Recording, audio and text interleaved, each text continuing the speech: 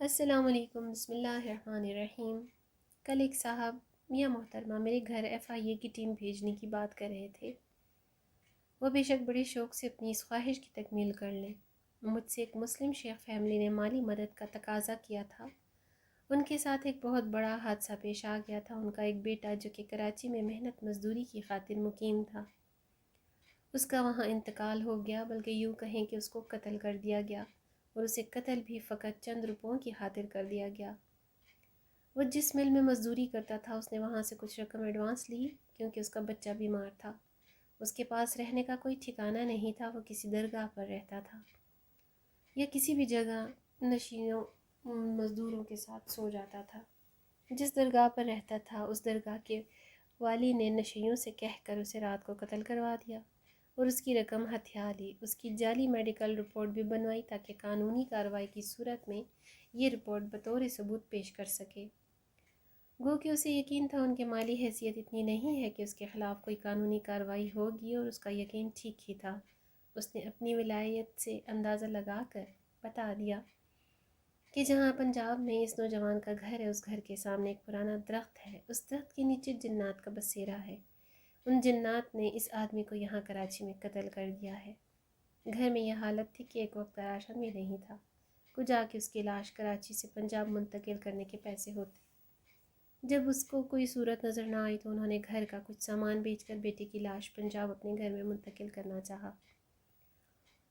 لیکن جب وہ لاش لینے کراچی پہنچے تو کچھ لوگوں نے مطالبہ کر دیا کہ مرنے والے نے ہم سے کچھ قرض لے رکھا تھا، وہ قرض ادا کیا جائے، یہاں تک کہ مل کے منشی نے بھی اس کے ذمے واجب الادا کچھ قرض ادا کرنے کا کہا۔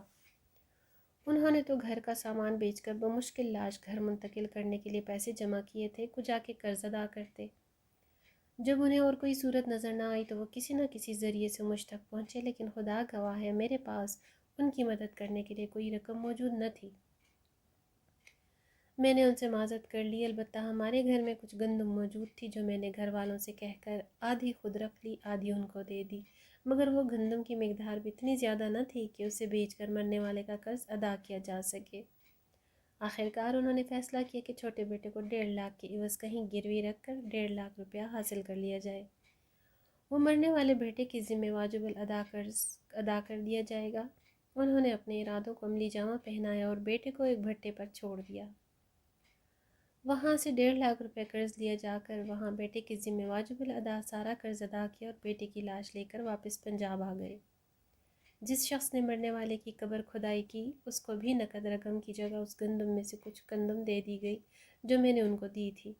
یوں ہی وہ شخص اس دنیا سے رخصت ہو گیا اور اسے قبر نصیب ہو گئی۔ چند دن پہلے اس کی فیملی نے ایک بار پھر مجھ سے رابطہ کیا اور کہا کہ اگر کسی طرح سے ان کو 1 مہینے کا راشن مل جائے تو وہ بہت احسان مند ہوں گے، کیونکہ ان کے گھر میں اس وقت ایک نوالہ بھی کھانے کے لیے نہیں ہے۔ میں نے قارئین کرام سے کچھ مالی مدد مانگی تھی کیونکہ میں ایک فیملی کو راشن دینا چاہتا تھا، گو کہ میں اپنے ارادے میں کامیاب نہیں ہو سکا کیونکہ میری اپنی اتنی مالی حیثیت نہیں تھی اور قارئین کرام بھی مہنگائی کے اس دور میں تعاون نہیں کر سکے۔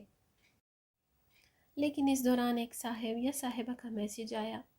انہوں نے مالی مدد کا تقاضا کیا۔ میں نے ان کو موجودہ صورتحال سے آگاہ کیا اور معذرت کر لی تو وہ محترم یا محترمہ مجھے FIA گھر بھیجنے کی دھمکی دینے لگے۔